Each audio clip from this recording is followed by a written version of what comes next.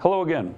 In this module, we will look at some hypothetical scenarios just to try to become more accustomed to the statutes in Wyoming and some of their intricacies.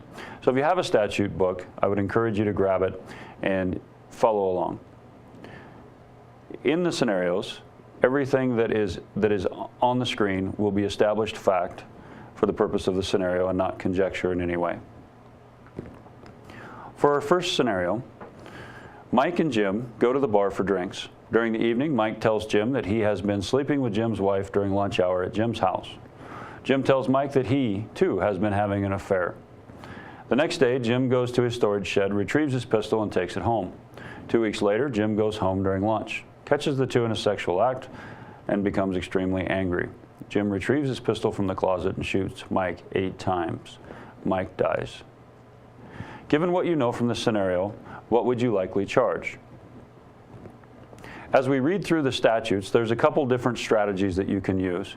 We know that a human being has been killed by another human being, which would lead us towards the murder statutes.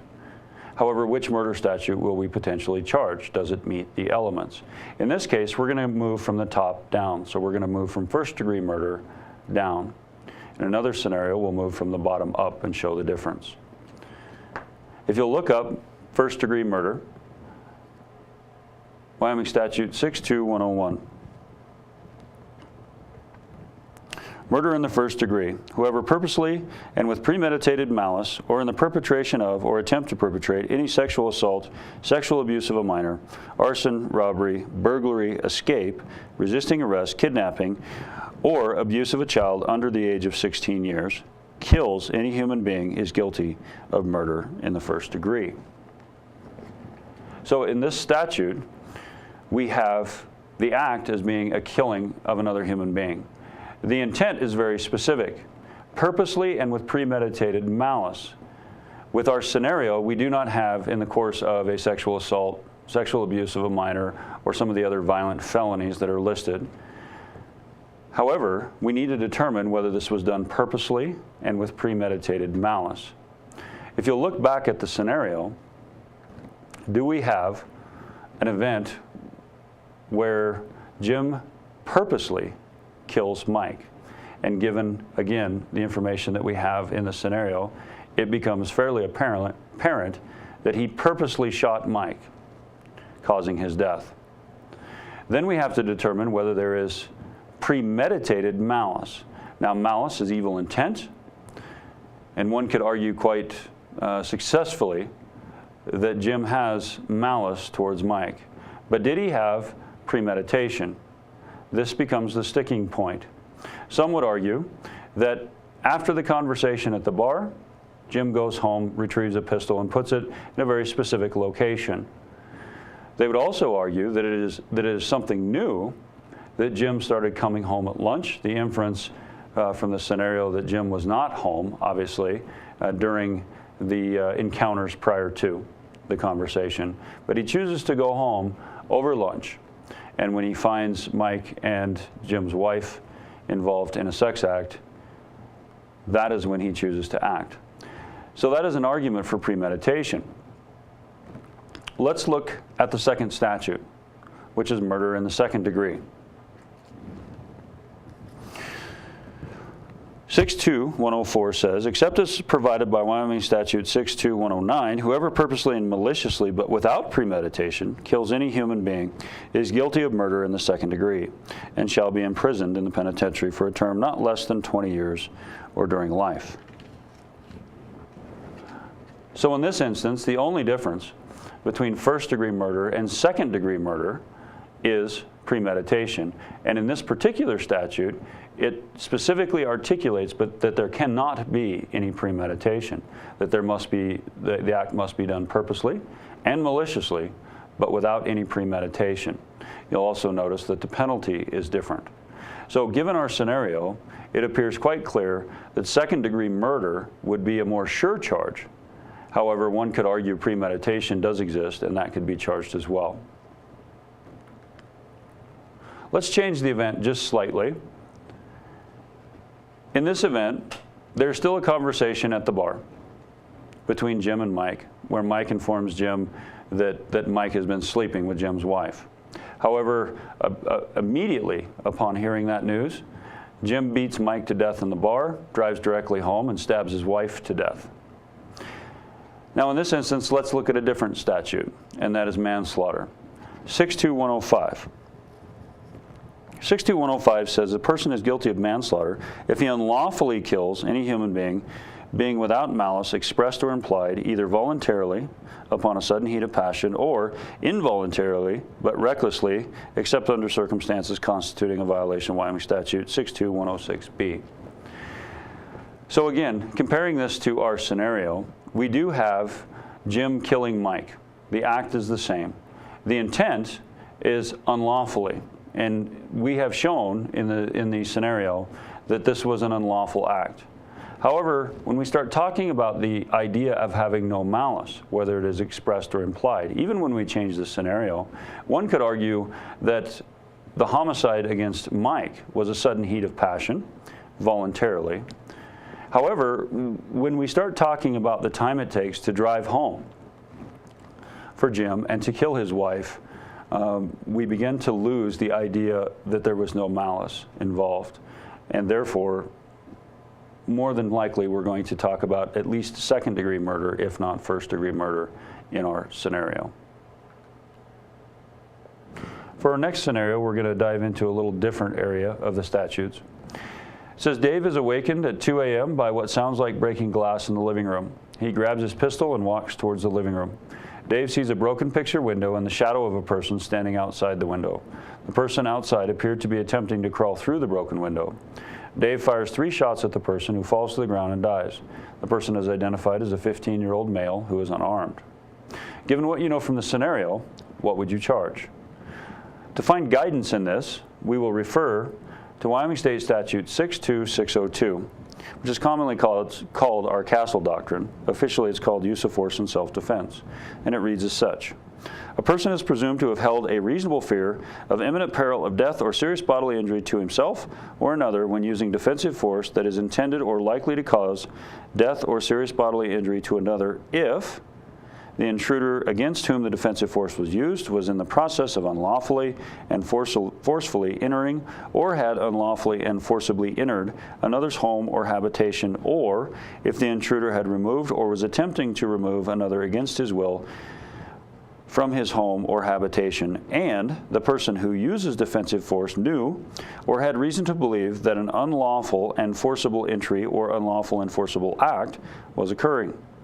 The presumption set forth in subsection A of this section does not apply if the person against whom the defensive force is used has a right to be or is a lawful resident of the home or habitation, such as an owner, lessee, or title holder, and there is not an injunction for protection from domestic violence or a written pretrial supervision order of no contact against that person.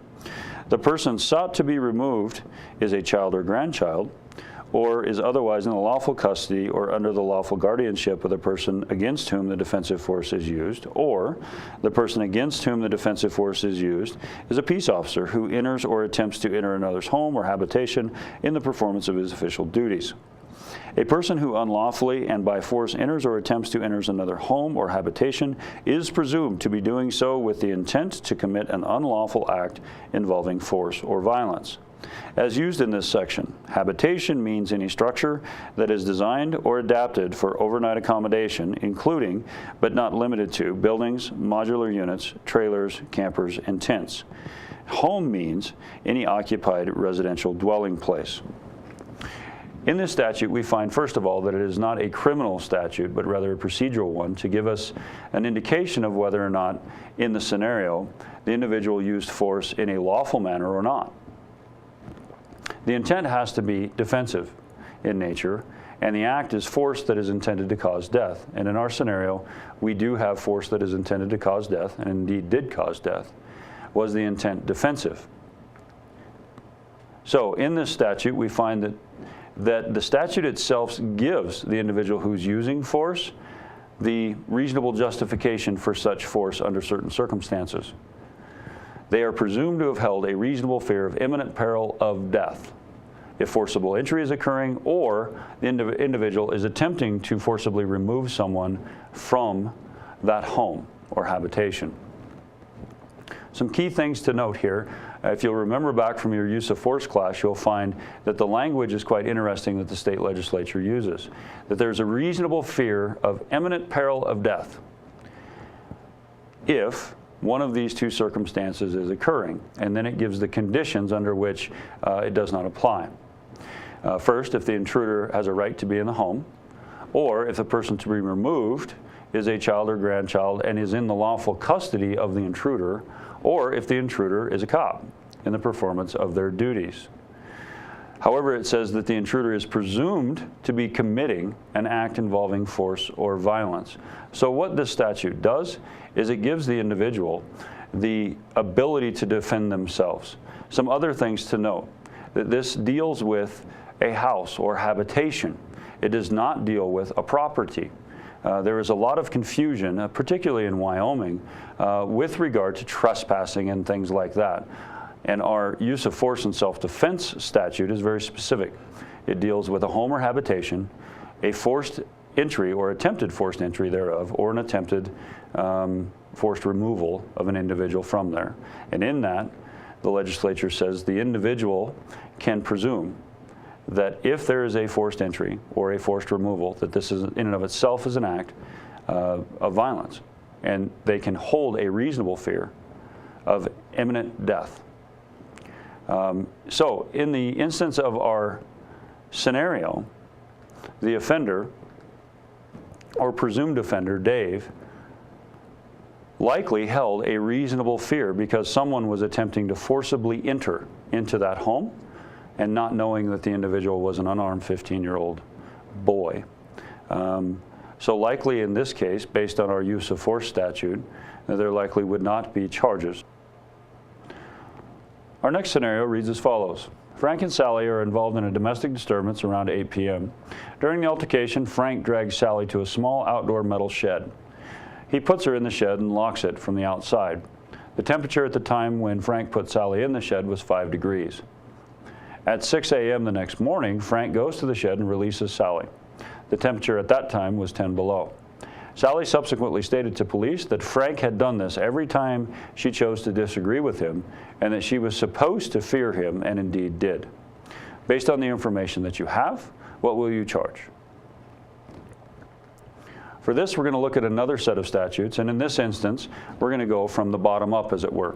So we'll start with the least statute and move upwards to the greater statute. We'll begin with 62203, which is false imprisonment. It says a person is guilty of false imprisonment if he knowingly and unlawfully restrains another so as to interfere substantially with his liberty. False imprisonment is a misdemeanor, punishable by imprisonment for not more than 1 year and a fine of not more than $1,000 or both. So in this instance, we do know that Frank unlawfully restrained Sally. Did Frank substantially interfere with her liberty? And the answer would be likely yes.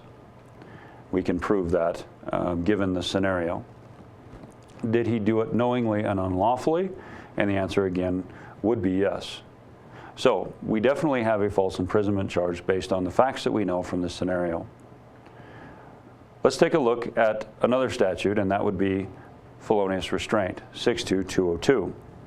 Felonious restraint says this: a person is guilty of felonious restraint if he knowingly, either restrains another unlawfully in circumstances exposing him to risk of serious bodily injury, or 2, holds another in a condition of involuntary servitude. Felonious restraint is a felony punishable by imprisonment for not more than 5 years. So, in this instance, the act itself is to restrain another, exposing them to risk of serious bodily injury, or holding them in a condition of involuntary servitude. In this case, one could argue both. Definitely the former, given that the temperature was 5 degrees when Sally was put in the shed and 10 below several hours later when she was taken out. One could argue that she was exposed to a substantial risk of serious bodily injury. You could also argue, given the scenario, particularly what Sally told the police, that she was being held in a condition of involuntary servitude. The intent here is unlawfully, and that has been met as well. This is a felony, so it is a stronger crime. Let's look at one more, and that is the kidnapping statute itself. We'll find this at 62201. And it says this: a person is guilty of kidnapping if he unlawfully removes another from his place of residence or business, or from the vicinity where he was at the time of removal, or if he unlawfully confines another person with the intent to either I, hold for ransom or reward, or as a shield or hostage, 2, facilitate the commission of a felony, or 3, inflict bodily injury on or to terrorize the victim or another. A removal or confinement is unlawful. It is accomplished by force, threat, or deception, without the consent of a parent, guardian, or other person responsible for the general supervision of an individual who is under the age of 14 or who has been adjudicated incompetent. If the defendant voluntarily releases the victim substantially unharmed and in a safe place prior to trial, kidnapping is a felony punishable by imprisonment for not more than 20 years. If the defendant does not voluntarily release the victim substantially unharmed and in a safe place prior to trial, kidnapping is a felony punishable by imprisonment for not less than 20 years or for life, except as provided by Wyoming Statute 62101. So in this instance, we have either an unlawful removal or an unlawful confinement. And with our scenario, we definitely have an unlawful confinement of another person. Then we start talking about intent. Did Frank have the intent to hold Sally for ransom, reward, shield, or as a hostage? The answer to that question, based on what we know, would be no. Did he do it in order to facilitate the commission of a felony? Again, based on what we know, the answer would be no. The question comes in the third portion when we start talking about to inflict bodily injury or to terrorize. Did Frank put Sally in the shed with the intent to terrorize? That could be argued very strongly. So in this instance, you could charge felonious restraint, but you could make a very strong argument for charging kidnapping itself. For this next scenario, we're going to talk about the issue of sexual assault in the statutes. The scenario reads as follows. Jane's former lover, Han, confronts her in a bank parking lot and asks her to have sex with him. Jane refuses. Han tells Jane if she doesn't, he will, quote, beat Dan with a crowbar. Dan is Jane's current husband. Jane submits to Han and follows him to Han's house, where the two have sexual intercourse. She then immediately leaves. Given what you know from the scenario, what would you likely charge? Let's begin this in Wyoming Statute 62302, first-degree sexual assault. It says this: any actor who inflicts sexual intrusion on a victim commits a sexual assault in the first degree if, 1, the actor causes submission of the victim through the actual application reasonably calculated to cause submission of the victim of physical force or forcible confinement. 2, the actor causes submission of the victim by threat of death, serious bodily injury, extreme physical pain, or kidnapping to be inflicted on anyone, and the victim reasonably believes that the actor has the present ability to execute these threats. 3, the victim is physically helpless, and the actor knows or reasonably should know that the victim is physically helpless and that the victim has not consented. Or 4, the actor knows or reasonably should know that the victim, through a mental illness, mental deficiency, or developmental disability, is incapable of appraising the nature of the victim's conduct. So I'll pause here for a minute. Let's talk briefly about definitions. In this statute, we have this phrase called sexual intrusion. Most of us have an idea of what sexual intrusion means, or at least what we think it means. It is always good, however, in the statutes to make sure that, that what you think the statute says, it actually says. And we do that by looking for definitions. And we start from the inside and we work our way out. In some instances, as in a previous scenario, phrases or words are defined within the statute itself. This is what habitation means. If you cannot find it there, then likely you can go to the beginning of the chapter. So in this instance, in Statute 62302, you could go to Title 6, Chapter 2, and typically if there are definitions, it's going to be in the first section. So Section 101, for instance. There may be some definitions there. If you cannot find it there, then you can go to the beginning of the title and look for definitions. Title 6, Chapter 1, Section 101, the definitions for the title. But it's good to work from the inside out because terms may mean different things for specific statutes. For instance, a vehicle in Title 31 means something different in the general definitions in Chapter 1 than it does for Chapter 5, which is your DUI statute, or where your DUI statute is found. So in this instance, with first-degree sexual assault, the act is to inflict sexual intrusion. Based on our scenario, Han has inflicted sexual intrusion upon the victim. Then we start talking about intent. Was the submission through force? Was it through a present threat, through physical helplessness, or through mental illness or deficiency? We don't see any actual application of force. By contrast, she followed him to a location where the sex act occurred. However, we may start talking about submission through present threat. Did Han have the present threat or the ability to carry out a present threat? One would think that possibly he did. He says he will beat Dan with a crowbar. And so the question becomes, does Jane believe that Han has the present ability to carry that out? The issue with present threat is, where's Dan? And we don't know. Nor do we know, based on the scenario, if Jane believes that Han has the present ability to carry that out. So those are the two pieces of information we would need to know from the scenario that we do not have in order to charge first-degree sex assault. So let's continue on. Let's look at second-degree sexual assault for a moment. 62303, sexual assault in the second degree, says, any actor who inflicts sexual intrusion on a victim commits sexual assault in the second degree if, under circumstances not constituting sexual assault in the first degree, 1, the actor causes submission of the victim by threatening to retaliate in the future against the victim or the victim's spouse, parents, brothers, sisters, or children, and the victim reasonably believes the actor will execute this threat. To retaliate, quote unquote, includes threats of kidnapping, death, serious bodily injury, or extreme physical pain. The actor causes submission of the victim by any means that would prevent resistance by a victim of ordinary resolution. 3, the actor administers or knows that someone else administered to the victim without the prior knowledge or consent of the victim any substance which substantially impairs the victim's power to appraise or control his conduct. 4, the actor knows or should reasonably know that the victim submits erroneously, believing the actor to be the victim's spouse. 6, the actor is in a position of authority over the victim and uses this position of authority to cause the victim to submit.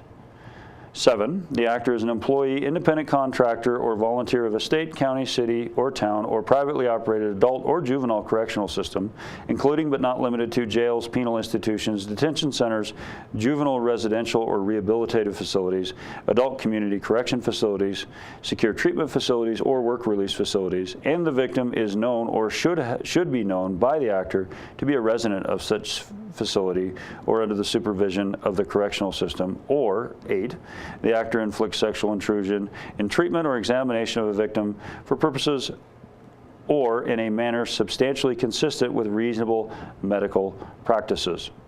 A person is guilty of sexual assault in the second degree if he subjects another person to sexual contact and causes serious bodily injury to the victim under any of the circumstances listed, Wyoming Statute 62302 AI through 4, or paragraphs AI through 7 of this section. So in this instance, we do have the same act of sexual intrusion. We won't deal with sexual contact, although there's a specific provision for it in second-degree sex assault. And what we're looking at is the difference between threat, present threat, or future threat to family. And given that Dan is Jane's husband, they would meet the elements of that statute. So we would be very comfortable in charging second-degree sex assault just based on the scenario and the information we have in it. Let's look very briefly at third-degree sex assault before we move on. Wyoming Statute 62304, sex assault in the third degree, says, an actor commits sexual assault in the third degree if under circumstances not constituting sexual assault in the first or second degree, the actor subjects a victim to sexual contact under any of the circumstances of Wyoming Statute 62302, AI through 4, or 62303, AI through 7, without inflicting sexual intrusion on the victim and without causing serious bodily injury to the victim.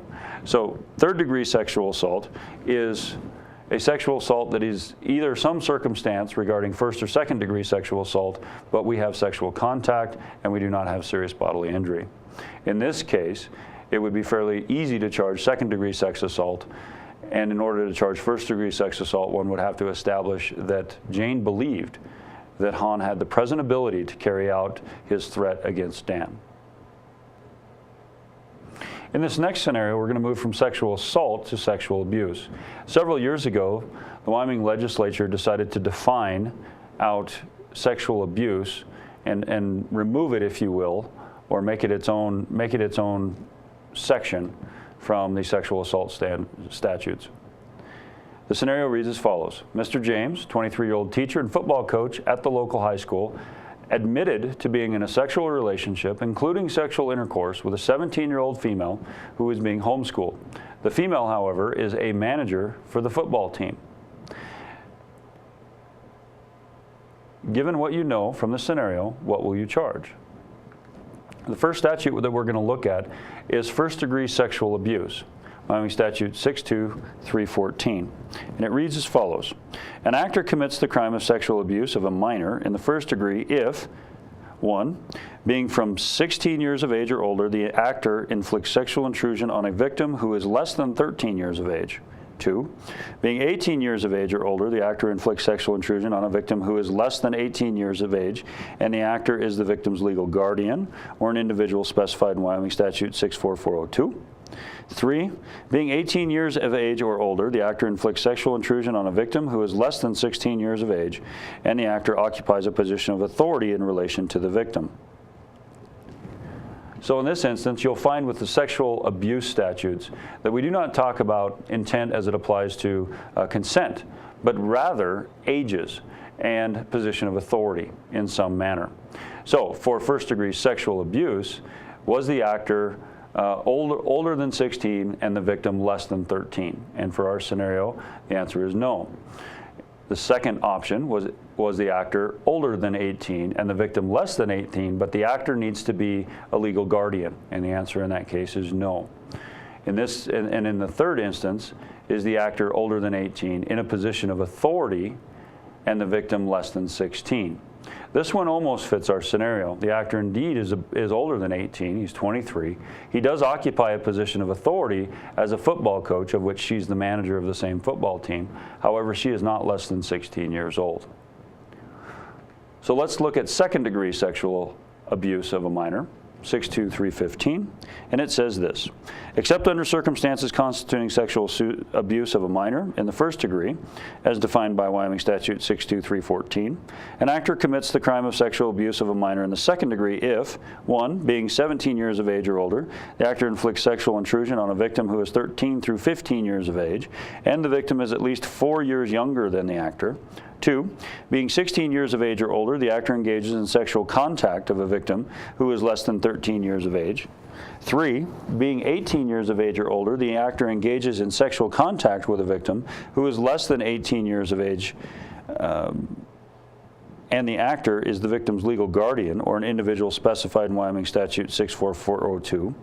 Or 5. Being 18 years of age or older, the actor engages in sexual contact with a victim who is less than 16 years of age, and the actor occupies a position of authority in relation to the victim. So, with second-degree sexual assault, we're dealing with the other sexual intrusion in one instance, and the rest of these deal with sexual contact, which, again, we need to look at the definition of sexual contact to ensure that what we have for a circumstance matches sexual contact. What we have in our case is sexual intrusion, but again, the ages, when we start talking about position of authority, the actor's 18 or older, and in a position of authority, and the victim is less than 16. Our victim in this case is 17 years old. Let's move on to third degree. With third degree sexual abuse, Wyoming Statute 62316 says this, except under circumstances constituting sexual abuse of a minor in the first or second degree as defined by Wyoming Statute 62314 and 62315, an actor commits the crime of sexual abuse of a minor in the third degree if being 17 years of age or older, the actor engages in sexual contact with a victim who is 13 through 15 years of age, and the victim is at least 4 years younger than the actor. 2, being 20 years of age or older, the actor engages in sexual intrusion with a victim who is either 16 or 17 years of age, and the victim is at least 4 years younger than the actor, and the actor occupies a position of authority in relationship to the victim. 3, being less than 16 years of age, the actor inflicts a sexual intrusion on a victim who is less than 13 years of age, and the victim is at least 3 years younger than the actor. Or 4, being 17 years of age or older, the actor knowingly takes immodest, immoral, or indecent liberties with a victim who is less than 17 years of age, and the victim is at least 4 years younger than the actor. So with third-degree sexual abuse, it appears that we have found the correct statute. When we have an actor who is 20 years of age or older, and the victim is either 16 or 17 and 4 years younger, and the actor occupies a position of authority. In this instance, 4 years means exactly 48 months or more, not 4 years just simply by age 23 versus age 19. You would have to look at the actual birth dates to ensure that they are indeed 48 months apart. So for this scenario, based on what we know from the scenario, third-degree sexual abuse would be the statute that fits most appropriately.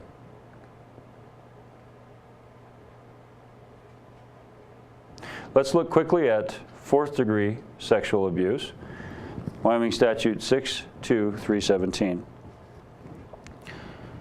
Except under circumstances constituting sexual abuse of a minor in the first, second, or third degree as defined by the statutes, an actor commits the crime of sexual abuse of a minor in the fourth degree if, being less than 16 years of age, the actor engages in sexual contact with the victim who is less than 13 years of age and the victim is at least 3 years younger than the actor, or being 20 years of age or older, the actor engages in sexual contact with a victim who is either 16 or 17 years of age and the victim is at least 4 years younger than the actor, and the actor occupies a position of authority in relation to the victim. So for fourth degree sexual abuse, the predominant change is sexual contact versus sexual intrusion, particularly for our scenario. We still have an actor who's over 20 years old, 20 years or older. We have a victim that's 16 or 17. In this case, she's 17. We do have 4-year separation, and we do have the position of authority. The issue becomes the act itself. Was it intrusion or was it sexual contact? And for the purposes of our scenario, what we know is we had sexual intrusion. Therefore, third-degree sexual abuse would be the more appropriate statute. As we conclude this module, I'd like to visit with you about a new statute that we have as of July of 2014. It's Wyoming Statute 63307, and it's titled Unlawful Entry into an Occupied Structure. It says a person is guilty of unlawful entry into an occupied structure if, without authority, he enters or remains in an occupied structure and attempts to commit or commits battery as defined by Wyoming Statute 62501 or domestic battery as defined by Wyoming Statute 62511. Unlawful entry into an occupied structure is a felony punishable by imprisonment for not more than 10 years, a fine of not more than $10,000, or both.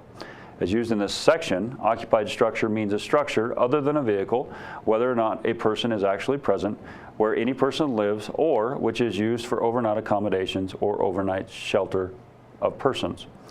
This is a very interesting statute. This would be typically used for something that you would think of like a home invasion. However, it is an untested law. To my knowledge, we don't have any case law on this statute yet, and it says some very interesting things. That basically, in the event that someone unlawfully enters a structure without authority or remains there and attempts to commit a battery, then they are guilty of a felony. And that has quite profound implications, whether that battery is a traditional battery or a domestic battery as defined by the new statute. It becomes a felony. Like I said, this statute is untested, and we don't have any case law, at least to date, on it. However, it is a very good tool for us in several circumstances, not just for domestic abuse. And that concludes this module.